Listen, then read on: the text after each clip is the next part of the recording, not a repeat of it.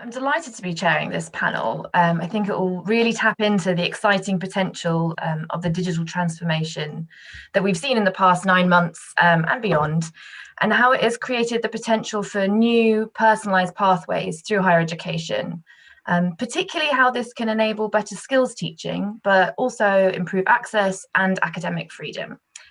So I'm really pleased to introduce our expert panel today. We have Sam Brenton, Director of Education and Innovation at the University of London. We have Stephen Heppel, Chair in Learning Innovation at UCJ, the University in Madrid. And we also have Anthony Tattersall, Vice President of EMA at Coursera. As Tim said, we really encourage participation in these panels. So if you have any questions, please do pop them into the chat box, as I will be putting some of them to the panel at the end of the session. And if you would like to share your thoughts on Twitter, please use the hashtag #THELive. So I'm going to start off with questions of my own, and I'd like to begin with one for Stephen. So since March, we've seen a real rapid switch to digital teaching, and with that comes the need for new approaches for learning.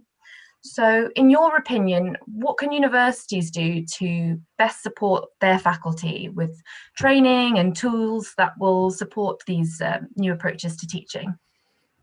Yeah, I mean, what could universities best do? I mean, panic is probably a good word, but I think the pace of this has been pretty exciting. We've known what's coming for a long time, and I think it's a bit like probably department stores felt 10 years ago. They thought they were jolly big and they got it all right, and they were just waiting for people to arrive, and then people arrived at Amazon. So what do we do? I think is obvious, and the answer is we listen to our students, for sure. And there's a kind of interesting 75-year model in all this. In sort of around about 1800. Learning was mostly Bible classes. The church said this is what you learn, and then 1870 Education Act. Employers wanted people who could keep good time and write a bit and do a little bit of numeracy. And then 1944 Education Act, another 75 years on. Was really families and communities who said this isn't fair. People are arriving with different levels of learning. So we had compulsory secondary education appeared. So, church, employers, families, and this time, here we are in COVID, the next big 75-year jump. And for sure, it's the students who are making the change. And for lots of reasons. I mean, one of which people have been rehearsing throughout this excellent conference is the fact that they have choices. We've been surveying children about coming back from COVID. What are you going to miss from your home learning? And remember, around the world, in Peru, I have a school in Peru. They've been locked down for a year. They've been out of school for a whole year. And by the way, academic standards have gone up during the year. So when we said to them, what have you missed out of coming back? They've said a lot of things. What are you looking forward to? There's a few things. I want to see my mates and bit of mutuality, bit of membership, bit of community. So we've said to them, hold up your hands. How many days a week would you expect to be attending school to feel part of the thing full time? The average is that. I mean, the average is 2. No child so far has ever said 5. And to get an average of 2, I've been quite a lot of saying 0 and 1, So we know that kids are going to be attending a lot less. And that means one of two things. We've either got, when we get to the university level, we've either got twice as many universities as we want, or we're going to get twice as many people through them. And the only way to really find out what people really want is to talk to them and help them build it. I mean, we've been in UCJC in Madrid, we've been bringing school children in and saying to them, we'd like you to build, here's a warehouse, build the classroom you'd like to be working in, build the learning space you'd like to be in. And here you can see they built Harkness tables because they like the Harkness approach more than the seminar approach, and they've built places for their 3D printers to live and so on. And then we've gone right ahead and actually built those spaces. So we said, okay, we like that so much, we'll build it. So we've built exactly what the school kids, these was like 14-year-old kids, we didn't ask them for their opinion, we asked them for their research. Have a look at what others are doing that you would find attractive. Think about the things that you've seen, give you good evidence that your learning's better.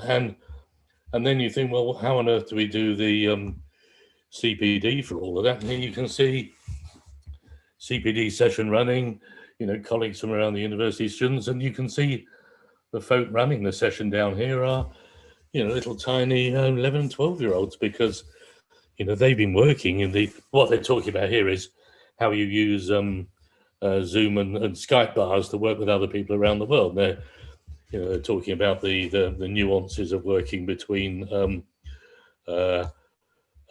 people along the same line of latitude and people on the same line of longitude. Is clearly different set of protocols, and the kids are explaining all that to the adults pretty well. So, quick answer really to all that is the only way we're going to go forward is to ask the students. And if we don't ask the students, they'll ask themselves, and they'll decide where to go. And will be the department stores. They'll be in Amazon, so to speak. So it's really urgent, all this. And people talk about co-creation and co-construction. It's not co-creation. This is learner-led, learner-built. Agency means voice and vote. Agency doesn't mean just being part of the conversation. So, quick answer, we haven't got much time. No, that's fascinating, and thanks for the pictures as well. It's great to sort of see that in action. And that kind of quite easily leads me on to my next question, which is for Sam, which is, what are some of the ways that you see this kind of digital collaboration changing the role of teachers? It sort of hopping on from what Stephen said, if we're now sort of student focused, how does that change the role of teachers in higher education? Well, of course, there are all sorts of digital collaborations. The kind of digital collaboration that I work most closely on day to day is focused on the creation of online programs. So working closely with teachers or lecturers or module leaders or subject matter experts, as we sometimes also call them. And so I see there quite closely how the role of the teacher is changing. And we now, like many others, have a learning design approach where each module is made by a range of experts working together, with the central partnership being between the academic expert, the teacher, and a learning designer. And that in itself is a big shift from the old model, where the academic was the author, the course designer, the writer, the editor, in some ways the oracle. You'd write, direct, and star in your own movie. And that's changed. Certainly for programs that we make for an online audience and for our various online programs, but also I think it's changing quite rapidly for on-campus programs too. We'll be able to see and understand more the impact of the pandemic on our approach to teaching more clearly when we're able to look back on it. But I do suspect that heroic Herculean effort across the sector in the UK and around the world to shift suddenly online will mean that a new shape to teaching emerges. Here suddenly learning design went from a rather niche profession in the UK, at any rate, to one of the hottest roles going, and universities have been hiring like crazy. And I don't think we'll ever fully revert to the prior state, because so much work has been done. And though emergency response lecturing was an uncomfortable experience, and it was challenging for teachers and students alike, much would have been learned around the possibilities that digital collaboration affords when it goes into making teaching happen. And then what can be achieved when talented academics and talented learning designers work together. And I think it will also challenge some of the soft consensus that kind of emerged and that I was starting to feel is slightly safe and slightly stale anyway before the pandemic, but that soft consensus around what constitutes effective online teaching. And I think that will have implications for practice on what I do on the kind of pure distance learning end. but also I think for teaching and the role of the teacher in general, teaching becomes itself an act of digital collaboration. That's not even thinking about the role of a kind of partnership of learning between the students and the teachers, but focusing very much on that changing teacher role in terms of making online learning happen. That's the area I've been working in lately, where I've seen this shift happening day to day. And so that's what I've been thinking about of late. Yeah, it's fascinating, and it'll be so interesting when we sort of look back on this period and this rapid switch and see how everyone's dealt with it and what they've learned. So Anthony, coming to you, and your position from Coursera has obviously got a wealth of experience in digital learning and collaboration, and it would be great to hear from you about how Coursera partners with industry to provide practical experience with digital learning. Of course, and we've come from a background having worked with world-class universities and industry partners to provide the content that sits upon our platform. And so everything starts from a perspective that we're producing content that has a pedagogical approach behind it, that encapsulates best practices for online learning, that will engage and help the individual learner actually engage and utilize that content. And we work with government departments to help build skills in the population that will reduce the likelihood that we'll have mass redundancy or mass unemployment issues. We work with businesses on their reskilling and global upskilling programs. We have a very strong insight into the kind of skills that they're trying to evolve in their own organizations, and also that they're trying to hire and recruit for. And of course, we work with individual educational institutions to help them address the learning needs of their students. And what we're seeing, I think, is that there's a real opportunity for those different communities to kind of come together to improve educational outcomes for all. And if you look at universities specifically, as our panelists have already been talking about, there's been, I guess, a forced acceleration that's had to come in terms of the evolution of how teaching is being done as a result of the pandemic. But that was a path we were already on. And in some cases, I mean, Sam's talking about fantastic best practice where you're actually bringing real learning expertise to design online modules. Many organizations haven't got that capacity, either don't have the resources or don't have the experience of designing those things that way. And the approach to going online is to effectively take what I used to teach on campus and record it and then put it on the web, and job done. We've actually done a combination of live streaming and recording of my lectures, and now we've gone online. And of course, we're not seeing that's the expectation from students. Students are expecting the sector to evolve from a perspective of being very tech savvy in the way they operate. Their whole personal life is orientated around digital online engagement. And so they expect to see educational provision embrace technological evolution in nothing else to demonstrate that those organizations understand technology and are actually empowered to teach it by the representation of how they use it in delivering those educational programs. The other things that we're really seeing change is that there's a really strong focus from students now on obviously having job-ready skills, much stronger focus given that we're going into a potential global recession. And so part of the decision-making criteria about which educational institution I will engage with is going to be based on how realistically you think that will improve your likely job outcomes as a consequence of that. And so having as part of the curriculum an expectation that I will develop job-ready skills, data literacy skills, technology skills becomes an important part of the decision criteria. The second part, I think, is also the flexibility around the online learning program. As Stephen said, very few students expect to need to be on campus full time. And there's a range of options. Some will, particularly international students, have less opportunity to travel.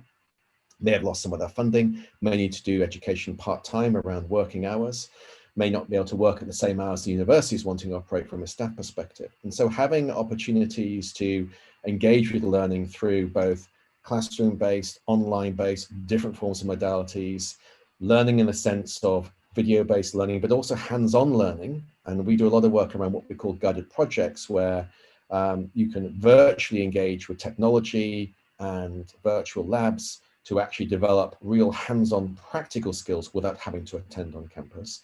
We're seeing huge demand for those kind of abilities and capabilities to engage with that form of learning. And then the other piece I would say about this is that it's very, very difficult, given the rapidity of evolving skill sets, particularly in technology, data, and coding, which almost every organization out there is trying to hire for these kind of skills around AI and machine learning and data science and insight and so on. It's very, very hard for education institutions to stay ahead of the latest trends, to stay cutting edge, or to even hire staff in with those skill sets. And so recognizing that staff themselves need to have opportunities to develop their own skills, particularly in areas around digital literacy and transformation, as it applies to almost any form of learning, regardless of the faculty, is becoming a bigger challenge to be addressed as part of that evolution. So I think if organizations can bring together insight that comes from what the world of government and businesses focus on developing and needing to ensure that those skill sets are deployed in their students, empowering their staff to be able to actually deliver those expectations through learning not just the best practices of digital learning, but also having the understanding of digital trends and technologies to inform their own educational positioning. And recognizing that best practice in building digital learning isn't about replicating what was historically done on campus. It's a little bit like taking a play and showing it in the movie theater. It's not designed for that audience. It's not the same expectations. Bringing all those things together will allow you to be more effective in competing on the world stage. And the challenge, of course, is when you go digital, you as a student can learn anywhere in the world. And it's much more than about the actual learning program than the physical location of the campus that becomes a deciding factor. Thanks. Yeah, that's some really great insights there. And yeah, as you say, it seems to be from all of you, it's such a focus on the content and what is going on within the learning rather than what happens when you're on campus. And sort of what you said there sort of brings me on to my a question that I had for Sam about student expectations. And as you say, sort of as Anthony says, you need these building these skills and how fast-paced this all moves. And so I just wondered, what, from your point of view, are students' expectations around digital collaboration to support lifelong learning and the need to constantly upskill and reskill, as we do see in today's job market? And yeah, have you seen them change recently? I think we are seeing a shift. I think students expect more of us in this area, and I think they're right to do so. But if we kind of zoom out for a moment and we think about how people learn out there beyond formal education, outside of the walls of the academy, how do people use digital technology to learn? Well, in lots of ways, but three in particular. They learn what they need to, when they need to. They learn from multiple sources, and they learn in self-organizing networks of interest and digital collaboration. And our traditional higher education model is actually the opposite of those three things.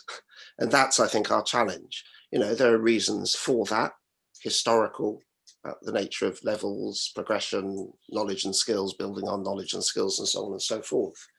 And part of it is custom and practice. There is some recognition from the UK government, of course, at the moment about the importance of lifelong learning and flexible education being the way to unlock that. But I think we need to focus especially on how we teach and how our students increasingly are asking to learn. So let's imagine programs online, on campus, or moving between the two modes, where students can chart their own pathways through and between programs to assemble bespoke degrees that suit their needs, where they can study at their own pace, where professional qualifications and industry expertise can nestle inside degrees, where we have an example of this, where industry courses can act as pathways into degrees and then count for credit. We do that with the Google IT certificate, which leads into our BSc Computer Science with Coursera and Goldsmiths. Systems where we enable student learning networks beyond the confines of their own cohorts, and perhaps even beyond the confines of their own institutions. And perhaps in the end, we need to end the de facto monopoly that institutions have over students. And we'll have to loosen that up so that students can learn what they need to from where they choose to over the course of their lives. So I suspect the demand side will push for change here. And student demand, coupled with the nature of digital learning out there beyond the academy, might compel us in the end to reimagine higher education as a more collaborative activity. Collaborations between HE and industry, collaborations between institutions, collaborations between providers and distributors, and collaborative activity between learners across institutional, cultural, and political boundaries. That sort of collaboration, of course, is inherent to the system design of the web, and it's compatible with the early utopian promise of the net. And it is how learning happens out there. So I think we do need to adapt to it because digital is very unforgiving of analog practices transposed as they are. Digital is at heart about collaboration. That's its greatest strength. And so in a sense, you can't stop people from using it to collaborate. And it challenges lots of notions about what we do, who we are, our relationship with students, what is a university. But the possibilities, I think, are legion and very exciting if we embrace it and we allow ourselves to be imaginative in how we might rethink higher education, but quite fundamentally, I think.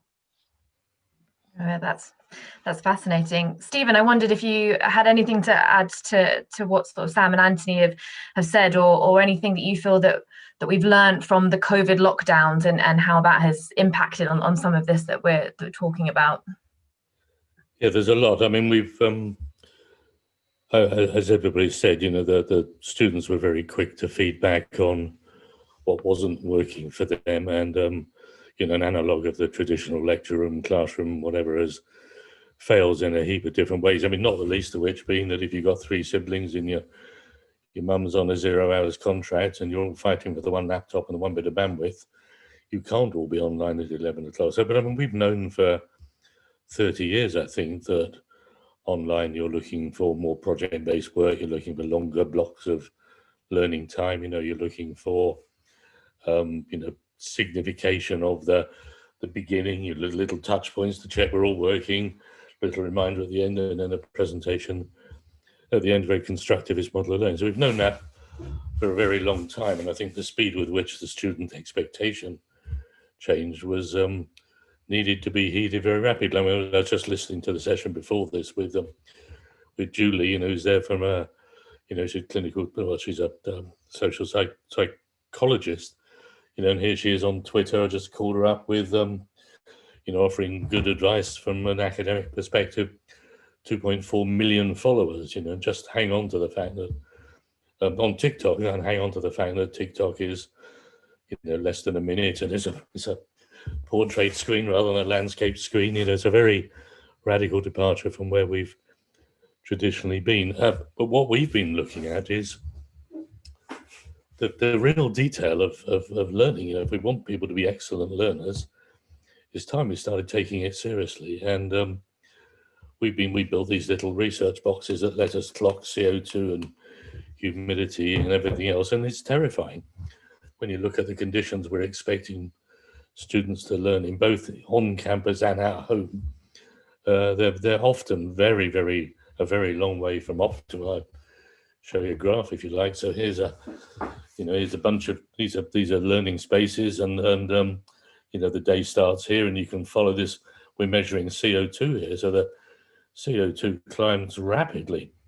We've got a group of learners all in the room, all breathing oxygen in, CO2 out, and the middle two, the green and the yellow and the orange one there, they've got the windows open, but CO2 is a heavy gas, so it goes out of the top half of the room and not the bottom half. And the only room down there that's effective is that yellow one at the bottom, where the windows and doors are open. And of course, when we start looking at this with COVID, we realise just how bad we realise just how bad the data is and how dangerous it is in COVID. I mean, here's a lecture room, and this is before the morning starts, and then suddenly you can see what we're measuring here is TVOCs, the emissions, the chemical emissions you get from glues and paints and things. Of course, they've gone through the roof because the institution there is doing deep cleaning for COVID before the day starts. So the students all come in and they're, the room is nice and clean and safe, but they're being brainwashed by the chemicals. So, I think what we've learned above all else from COVID is what we knew from sport, which is the aggregation of marginal gains. Every little detail adds up to really substantial gains. Funny enough, I'm a huge fan of Coursera.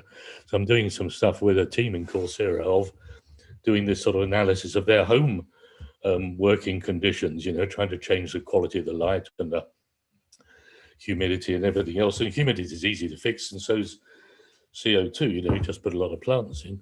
So we're looking for the very cost-effective ways of making the learning space better. And I think it's horrifying that up to this point, we've done so little, and I've seen so many new university buildings, which, to be honest, should be closed down before they're even open. They're so bad for your brains. So I think what we've learned is it's time to take learning seriously. A tiny extra, but I mean, I do a lot of learning for the for elite sports. So I do learning for the British Olympic teams, England rugby squad, and so on. And here's a learning space for this is the Olympic hockey squad coming up to the Rio Olympics, and you can see writable surfaces on the walls. They're using the floor, picking up avatars as close seating as pre-COVID, of course, when you're looking to do some direct instruction. The pedagogy here has been taught. This is the girls hockey team, who, by the way, won gold in Rio. This stuff works, and the pedagogy here, the coach has been told to set the task, stand back, put his hands in his pocket so he doesn't interfere. That looks to me more like a modern primary classroom than a modern university, and I think that tells us an awful lot about how far we've got to go if we're going to hold on to the attention and allow our students to be the best they can possibly be. Remember, in Atlanta, we got 1 gold medal. In Rio, we got so many gold medals, you don't even know the names of the folks. I mean, good learning really works. Yeah. No, that's so interesting and so important. And I'm going to take away from that even though things aren't where they should be, hopefully they are going in the right direction and more quickly than before. I think, in all honesty, I think we're going to lose some universities, and we're going to lose a lot around the world. And it's very interesting that another thing we're doing with Coursera, we're looking at changing learning for the entire marine industry. The marine industry is made up of people who, learn to be captains of huge tankers and, learn to do courses on paddleboarding, and it's a sort of mum and pop industry, probably doing their bit everywhere. That needs economies of scale to draw it together, but you need the economies of scale of a platform, and then you need individual interpretation of that city on top of it. So, we really do need some of these platforms to be really good, for sure. Yeah, great. And that feeds quite nicely into the question that I have for Anthony about the feedback that you've been getting from your universities that you've been working with. And yeah, so what have you been hearing? And is that sort of meaning that you're refining what you're offering? It'd be great to hear a bit about that. Yeah, I mean, so we work with almost 4,000 institutions globally now, which is ramped up enormously this year as a result of people having to come up with online options as a result of the pandemic. And so we do get a lot of insight from those organizations of the challenges that they're trying to grapple with. And I see them as sort of 2 camps. One is just fundamentally basic. How do we get stuff online? How do we operate? How do we originate the content? How do we create it? We don't have the resources available. How do we work with it? And so there's some fairly straightforward things that we support organizations with. Clearly, we have a lot of content that we can make available to people. And I think, Sam talked to this point a little bit earlier on. I think, the idea that a university has to originate everything themselves, I think is starting to change. I think a university can be a steward and a curator of best in class content from around the world, but accept that third parties can deliver content that is not in their core areas of excellence, and particularly where it's hard to hire the relevant skill sets for. But bringing together and accrediting the whole program is what the university can really bring. But we also look at things such as, how do we support private authoring capability? How do we integrate with other platforms, whether it's your learning management system or working with Zoom? How do we actually ensure academic integrity around the content that's being produced? How do we actually determine what content should be made available to students in an online capacity, and to actually align that with your curriculum? And we do a lot of AI matching behind the scenes to help facilitate that process for organizations. But that's really just about the core elements of how you actually build online capabilities and how you actually take that to market, and we can help with kind of best practice around those areas. But we're also seeing a lot of drive for this to happen. If you look at a lot of the economies around the world, there's been some real shifts in government policies to move from a world where in some cases there was almost no recognition of online at all, into mandating, in some cases, that a certain percentage of all the academic provision for credit has to be online, or at the very least opening up a possibility that perhaps 30% or even 50% of your for credit content can be delivered online. And so that's created a huge shift in the opportunity to embrace online as part of a blended or a hybrid learning type approach. But we're also seeing organizations recognize that if they want to attract students, and particularly international students, they may have very different fee structures going forward if you can't invite people to campus. And that can create real cost pressures that have to be resolved in terms of the business model of how an organization runs. And leveraging particularly third-party online content also creates abilities for organizations to bring more students into the university without having to increase their fixed cost base. It creates opportunities to engage with different streams of learning, whether that's lifelong learning, education programs, supporting people who are perhaps not going to get a formal degree, but are needing to improve their skills and are actually kind of working at the same time. It creates new communities that you can actually engage with.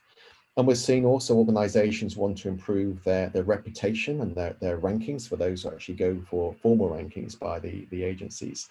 In terms of how they're seen in the market, particularly younger universities, we're seeing, and in some of the emerging countries where perhaps there's less bureaucracy or less legacy. I've always been operating this way for hundreds of years and I had this amazing brand. Why should I change anything? It's always worked. There's a recognition, I think, in some of these other institutions that actually they don't have that history holding them back. And for some, I think there's an opportunity to leapfrog perhaps some of the more established organizations by really embracing what technology can bring, by really reinventing themselves and not holding back and not just trying to go back to the way the world was. I think there's going to be a seismic shift in how universities are perceived. And it's the decisions that are made now that will have those very far-reaching consequences.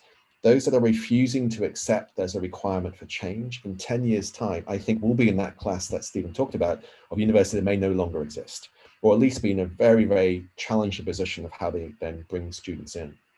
So I think we're seeing there's a recognition that evolution has to happen, digital has to be embraced. There's a real need for guidance on best practice about how that can be done. And there's a desire to collaborate with other organizations that have expertise in this or can bring some shared accountability for the content provision in those programs.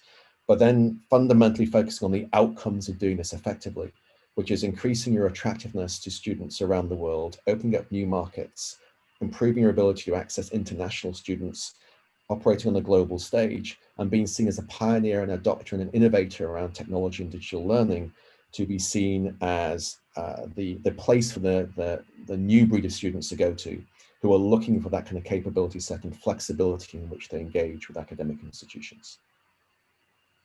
Thanks very much, Anthony. And unfortunately, we have run out of time, which is a shame because I've really enjoyed listening to your insights and thinking about what the future might look like. Yeah, it sounds like we've got challenges to overcome, but it sounds like it will be a really exciting future that's very student and learning centered. So yeah, it's been great talking. Thanks so much for the panelists for taking part. And yeah, please enjoy the rest of THE Live.